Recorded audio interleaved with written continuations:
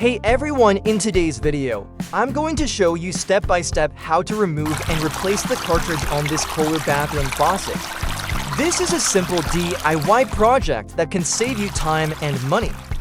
Tools and materials needed: new Kohler GP77005 faucet cartridge, adjustable wrench or channel lock pliers, Phillips or flathead screwdriver depending on your handle style.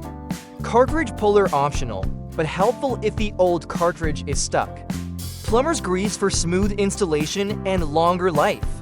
Towel or rag to protect surfaces and catch drips. Bucket or small container to catch any water left in the line. Step 1. Shut off water. First, go under the sink and turn off the hot and cold water shutoff valves. Open the faucet to release any leftover water pressure. Place a bucket or towel underneath just in case of drips. Step 2. Remove handle. Next, let's remove the faucet handle. Just turn it counterclockwise until it comes off nice and easy. Step 3. Remove retainer ring. Now we need to remove the retainer ring. This ring holds the cartridge in place. Carefully turn it counterclockwise and watch out not to drop it.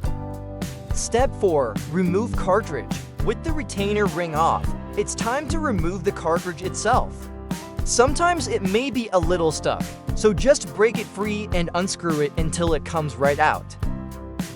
Step 5. Install new cartridge. We'll be replacing it with the Kohler GP77005 cartridge.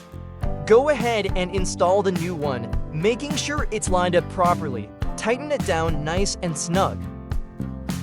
Step 6. Reassemble. After that, reinstall the retainer ring, then finish by putting the handle back on.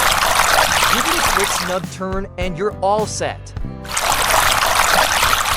And that's it, your Kohler faucet cartridge is replaced and ready to go. If you found this video helpful, make sure to hit that like button and subscribe for more DIY plumbing tutorials. Thanks for watching and I'll see you in the next one.